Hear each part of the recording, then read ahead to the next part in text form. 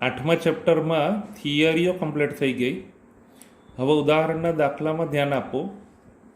એક સમાંતર plate capacitor કે જેની વર્તુળાકાર પ્લેટની ત્રિજ્યા 1 મીટર છે, તેનું કેપેસિટન્સ એટલે સી 1 નેનો ફેરેડે, નેનો એટલે 10⁻⁹ ફેરેડે, કેપેસિટન્સનો એકમ ફેરેડે, બરાબર, એટલે 1 × 10⁻⁹ ફેરેડે કહેવાય. તેને વિદ્યુત ભારિત કરવા માટે t બરાબર 0 સમય એક આર એટલે અવરોધ બરાબર 1 મેગા એટલે મિલિયન ઓહ્મ, મેગા એટલે 10⁻6 ના અવરોધ સાથે શ્રેણીમાં 2 વોલ્ટની બેટરી સાથે જોડેલી છે.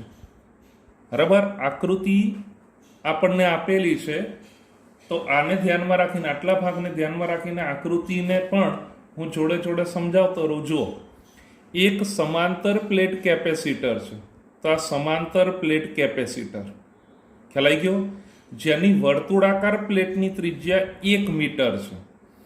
હવે અહીંયા આ સમાંતર પ્લેટ કેપેસિટર રકમની આ આકૃતિ છે, ખ્યાલ આવ્યો, પણ હું થોડોક ફેરફાર કરું એટલે તમને એવું લાગે કે આ વર્તુળાકાર પ્લેટની ત્રિજ્યા, ખાસ ધ્યાન રાખજો, ઓરિજિનલ આ આકૃતિ રકમની, આને હું થોડુંક આગળ વધારું એટલે આ વર્તુળાકાર થયું એવું કહેવાય. બરાબર, એક આ પ્લેટ થઈ કહેવાય અને આ બીજી પ્લેટ થઈ એવું કહેવાય. ખ્યાલ આવી ગયો? તો વર્તુળાકાર પ્લેટની ત્રિજ્યા 1 મીટર છે, તો આ 1 મીટર, તેનું કેપેસિટન્સ 1 નેનો ફેરેડે, એટલે અહીંયા આપણે કહી શકાય કે આ વર્તુળાકાર પ્લેટની ત્રિજ્યા એટલે અહીંથી શરૂ કરીને અહીંયા સુધી, એટલે એની ત્રિજ્યા એ 1 મીટર છે, જેને આપણે આર તરીકે ગણીએ. કયા તરીકે? આર તરીકે આપણે ગણીએ. તો હું અહીંયા કહી શકું કે આર બરાબર 1 મીટર. ખ્યાલ આવ્યો? અને એનું કેપેસિટન્સ 1 નેનો ફેરેડે છે. જોડે જોડે પેરેલલ લખતા પણ રહીએ. તો સી બરાબર 1 નેનો ફેરેડે, નેનો એટલે 10⁻⁹, એટલે 1 × 10⁻⁹ ફેરેડે. અવરોધાર બરાબર 1 મેગા એટલે કે મિલિયન. જો અહીંયા જોઈ લો, આ કેપેસિટન્સ 1 નેનો ફેરેડે છે, તો આ કેપેસિટર, એનું કેપેસિટન્સ 1 નેનો ફેરેડે. તેને વિદ્યુત ભારિત કરવા માટે t બરાબર 0 સમયે કાર બરાબર 1 મેગા એટલે મિલિયન ઓહ્મના અવરોધ સાથે, તો આર બરાબર 1 મેગા અથવા તો મિલિયન, તો 1 મિલિયન છે એટલે 10⁶ ઓહ્મ આપણને મળે. ખ્યાલ આવી ગયો? તો એની સાથે શ્રેણીમાં 2 વોલ્ટની બેટરી સાથે જોડેલી છે. આ એક કેપેસિટર છે, જે સમાંતર પ્લેટ કેપેસિટર, એની આ વર્તુળાકાર ત્રિજ્યા, બરાબર, જે આર બરાબર, એટલે અહીંથી શરૂ કરીને અહીંયા સુધી એ આર થયું કહેવાય, આખું આટલું, બરાબર, એ આખું આર આપણને મળ્યું. અને એ કેટલું છે? 1 મીટર. તો 1 મીટર. હવે અહીંયા એવું કહેલું છે કે આ કેપેસિટર કે જેનું મૂલ્ય 1 નેનો ફેરેડે છે, તેને વિદ્યુત ભારિત કરવા માટે t બરાબર 0 સમયે આર બરાબર 1 મેગા ઓહ્મ ના અવરોધ સાથે શ્રેણીમાં 2 વોલ્ટની બેટરી સાથે જોડેલે છે. તો જો, આ કેપેસિટર, આ અવરોધ, બરાબર, આ આપણી પાસે અવરોધ, અને આ 2 વોલ્ટની બેટરી, એટલે v બરાબર અહીંયા 2 વોલ્ટ આપણે કહી શકાય, આ 2 વોલ્ટની બેટરી એની સાથે આ શ્રેણીમાં જોડેલી છે. આ જોડાણ કેવું થયું કહેવાય? શ્રેણીમાં જોડેલું છે. સમજ પડી? હવે આગળ વાત કરીએ તો t બરાબર 10⁻³ સેકન્ડ સમય બાદ પ્લેટના કેન્દ્ર અને પરિઘ એમની વચ્ચેના મધ્યબિંદુ P આગળ ચુંબકીય ક્ષેત્ર ગણો. તો આ પ્લેટ, એનું આ કેન્દ્ર, એને આપણે O તરીકે ગણીએ. આ પણ આપણને આપેલું છે, બરાબર. તો આ પ્લેટ, એનું આ કેન્દ્ર O અને આ પરિઘ, બરાબર, તે પરિઘ એમની વચ્ચેના એટલે આ પ્લેટનું કેન્દ્ર અને આ પરિઘ એમની વચ્ચેના મધ્યબિંદુ એટલે અહીંયા થયું કહેવાય. તો એ અહીંયા આપણી પાસે આ પી તરીકે છે. બરાબર, કયા તરીકે? પી તરીકે. નજર કરજો ધ્યાનથી. જો અહીંયા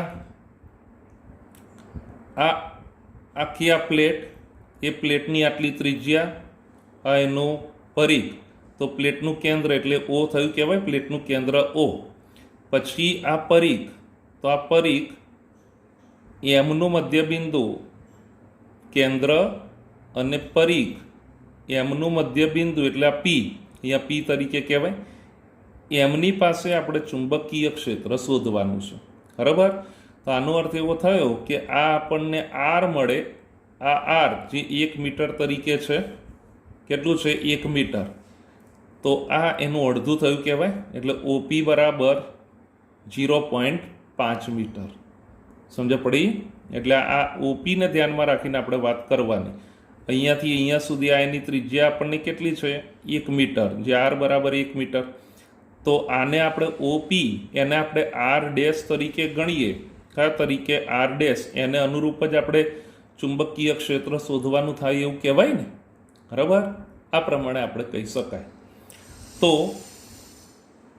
આગળ પાછું રકમમાં એ પ્રમાણે કહેલું છે કે કેપેસિટર એની ઉપર ટી સમય વિદ્યુત ભાર એટલે ટી સમય વિદ્યુત ભાર ક્યુટી બરાબર સીવી. સી એટલે કેપેસિટન્સ, વી એટલે વોલ્ટેજ. 1 માઇનસ EXP, EXP એટલે ઈ રેસ ટુ જ કહેવાય, પણ સમીકરણ મોટું હોય ને તો આપણે EXP લખી શકાય. એક સિમ્પલ તમને કહું કે ઈ રેસ ટુ એક્સ હોય, બરાબર, એને આપણે આ રીતે પણ એટલે ઘાતમાંના સ્વરૂપમાં એક્સને ન લખવું હોય ને ગુણાકારના સ્વરૂપમાં લખવું હોય તો આપણે EXP એક્સ તરીકે કહી શકાય. બરાબર, આ બંને એકનું એક જ કહેવાય. એટલે આ બંને એકનું એક જ. ઈ રેસ ટુ એક્સ ઘાતના સ્વરૂપમાં ન લખવું હોય તો EXP કરી અને આપણે એક્સ લખી શકાય. આ એ છે. એટલે તમારા વાંચવું હોય તો આવું પણ વાંચી શકાય કે QT બરાબર CV 1 minus e raise to EXP એટલે e raise to minus T upon tau. E raise to minus T upon tau, જ્યાં સમય અચળાંક ટાઉ એટલે ટાઉ એ CR બરાબર છે. બરાબર, કોની બરાબર છે? CR. એ કેમ થાય એની પણ આપણે અહીંયા જોડે જોડે વાત કરતા રહીએ. તો ધ્યાન આપજો. તો અહીંયા આ સમય અચળાંક ટાઉ એ કોની બરાબર છે? તો CR બરાબર. બરાબર, તો ધ્યાન આપજો ખાસ. અહીંયા સી એટલે તો 1 ગુણ્યા 10⁻⁹ તો 1 ગુણ્યા 10⁻⁹ અને આર એટલે 1 આવ્યું ને, 1 ગુણ્યા 10⁶. તો બરાબર મારે કેવું હોય તો આ તો 1 અને આ 10⁻³ પડી ખબર? તો આ ટાઉ બરાબર 10⁻³ સેકન્ડ આ રીતે મળે. ખ્યાલ આવ્યો? ક્લિયર એટલું?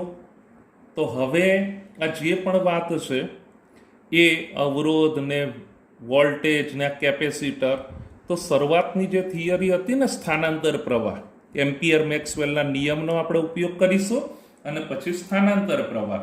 કેપેસિટર એના અંદરના ભાગમાં આપણને IC તરીકે મળે અને બહારના ભાગમાં ID, જે સ્થાનાંતર પ્રવાહ.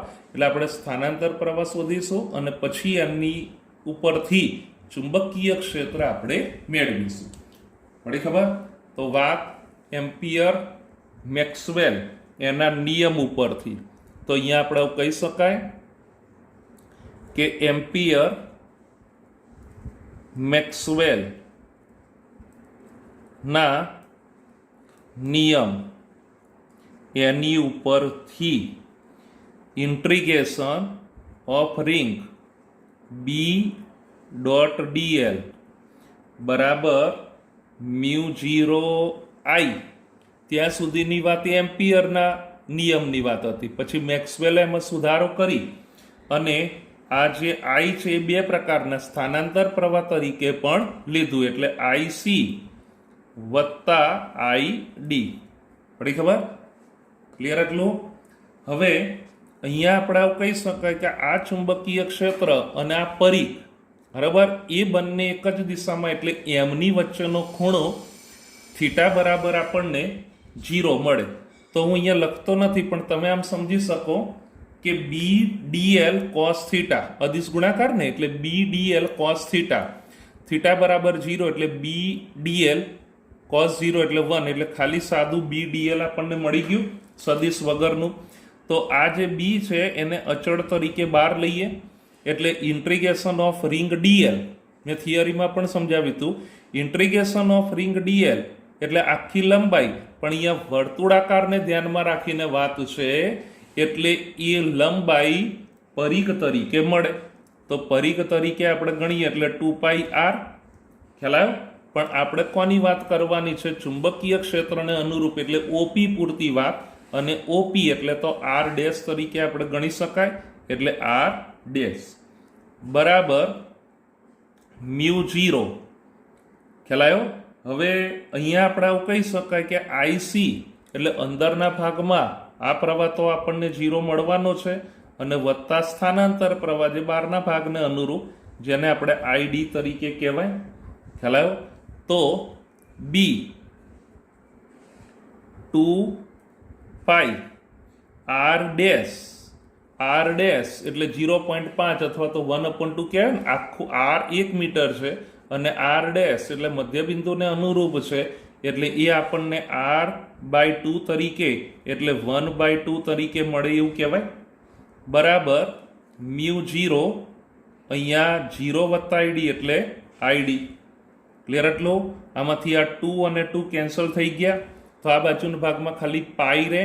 તો આમાંથી આપણે B ને સૂત્રનો કરતા બનાવીએ, એટલે μ0 ID/π. જોતા રહેજો ધ્યાનથી. તો આ પ્રમાણે અહીંયા આપણી પાસે તૈયાર થાય ને, તો B બરાબર μ0 ID/π તરીકે મળે. આને આપણે સમીકરણ નંબર 1 તરીકે કહીએ. ક્લિયર? એટલું ખ્યાલ આવી ગયો? હવે ID એને આપણે શોધી કાઢીએ, એટલે ID આપણે તૈયાર કરી કાઢીએ, અને પછી એ ID ની કિંમત આ સમીકરણ 1 માં મૂકી દઈએ, એટલે ચુંબકીય ક્ષેત્ર આપણને મળી જાય. બસ આટલી વસ્તુ આપણે અહીંયા કરવાની. તો ધ્યાન આપજો ખાસ. તો ID એ પણ પેલું સ્થાનાંતર પ્રવાહ, એના માટેનું જે સૂત્ર હતું એને ધ્યાનમાં રાખીને જ આપણે અહીંયા જવાનું થઈ શકે ને.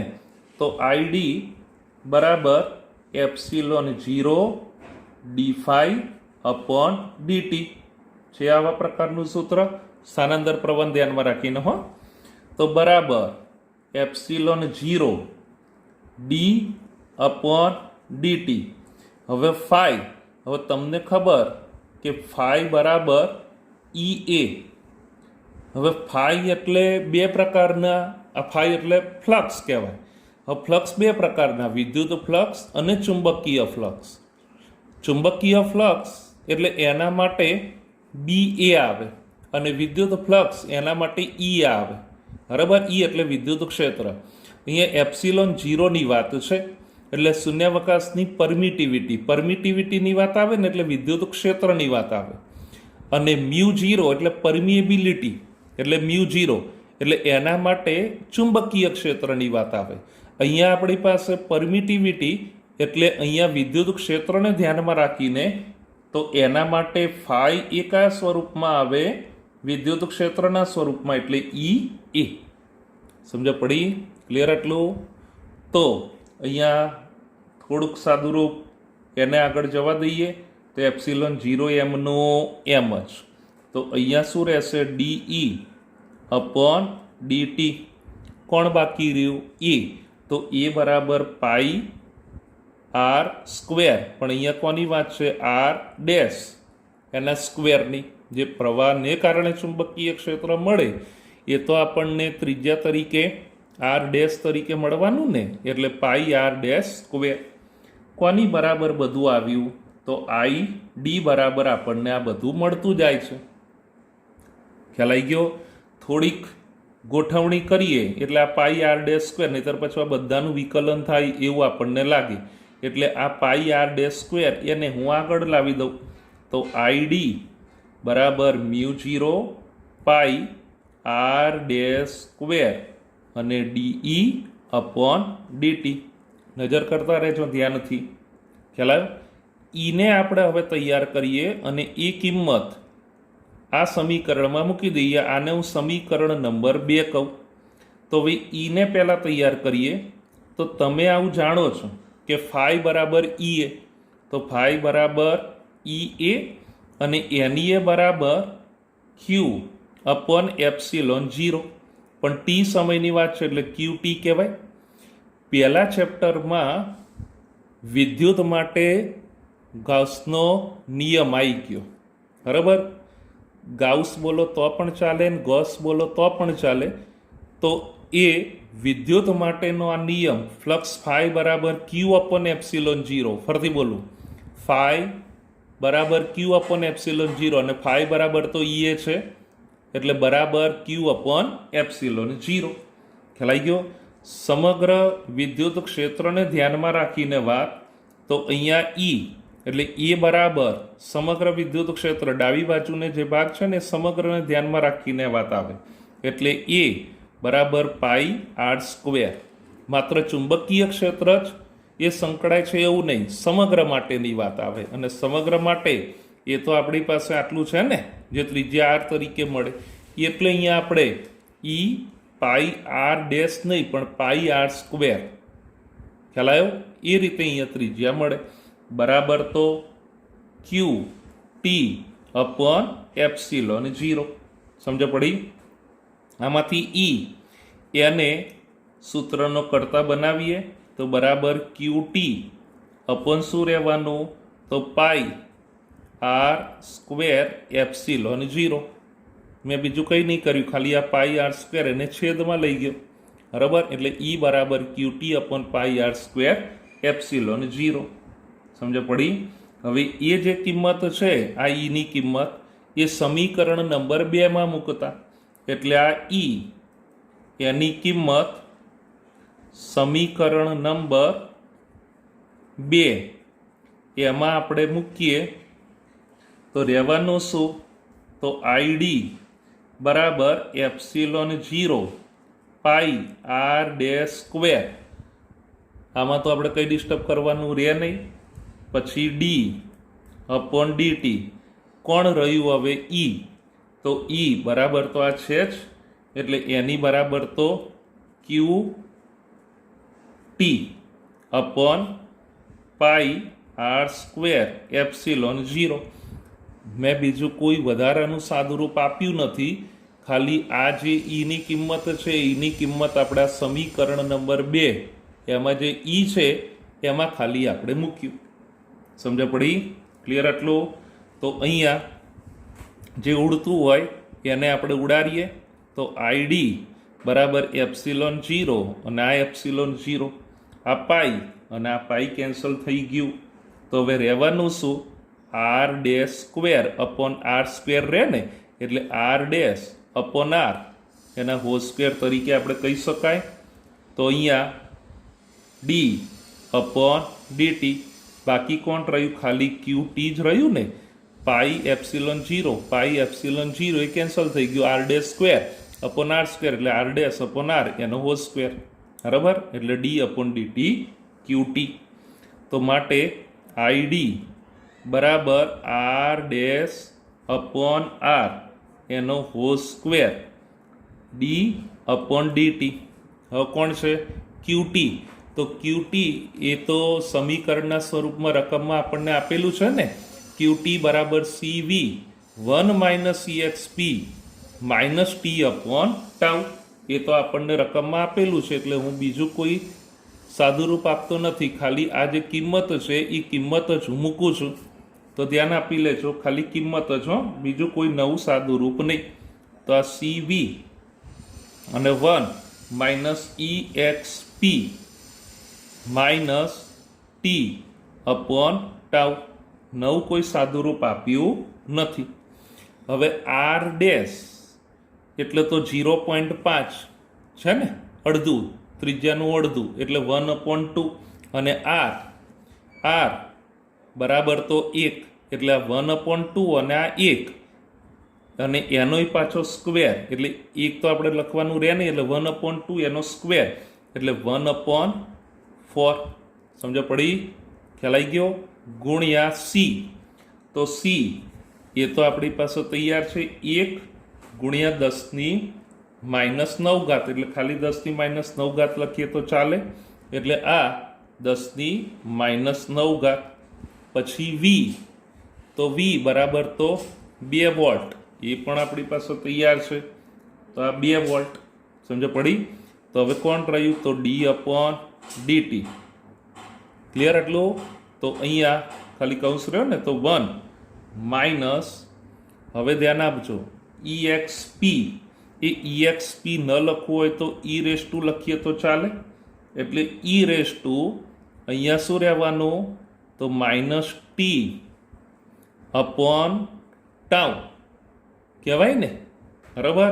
અને ટાઉની કિંમત હમણાં મૂકી, અત્યારે હું આ ટાઉ જ લખું. ખ્યાલ આવ્યો?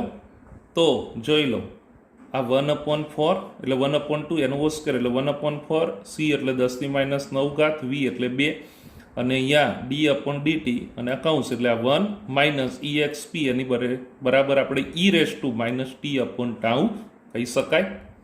ખ્યાલ આવ્યો? તો બરાબર આ 2 દુ 4 એટલે 1/2, 1/2 એટલે 0.5, તો 0.5 ગુણ્યા 10⁻9. સમજ પડી? ખ્યાલ આવી ગયો? તો હવે આનું આપણે વિકલન કરવાનું થાય, તો 1 એનું વિકલન તો 0, અને e⁻x એનું વિકલન e⁻x અને સંકલન e⁻x. એવી ચર્ચા આપણે 11મા ધોરણથી કરતા આવેલા છે. પણ એની સાથે જે સહગુણક હોય, બરાબર, એને અનુરૂપ એનું આપણે વિકલન કરવાનું થાય. એટલે સહગુણક આગળ આવે એટલે ગુણ્યામાં આવે. તો પહેલાં તો આનું વિકલન એટલે 0. તો હવે e⁻, એનું વિકલન એનું એ જ ને, e⁻x હોય તો e⁻x એનું એ જ વિકલન. તો માઇનસ e⁻t/τ એની કિંમત જ મૂકી દો, તો આ 10⁻3. સમજ પડી? અને અહીંયા આપણે આનું વિકલન કરવાનું રહે ને, એટલે d/dt, અને કોણ રહ્યું? તો -t/10⁻3. જોઈ લો, મેં ખાલી આ ટાઉની કિંમત મૂકી, બરાબર? તો બરાબર આ 0.5 ગુણ્યા 10⁻9, આ 10⁻3 એને આમ બહાર લાવી દઈએ, એટલે આ 10⁻3 એ બહાર આવી ગયા. તો હવે રહેવાનું શું? તો -e⁻t/10⁻3.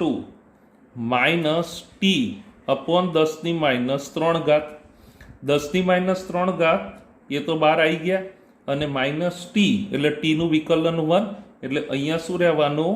-1. સમજા પડી? ટીનું વિકલન 1.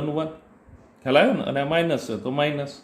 તો બરાબર મારે અહીંયા કહેવું હોય તો 0.5 અને આને ઉપર લઈ જાઓ, એટલે અહીંયા ગુણ્યા 10⁻9 ને આ 10⁻3 એટલે 10⁻6.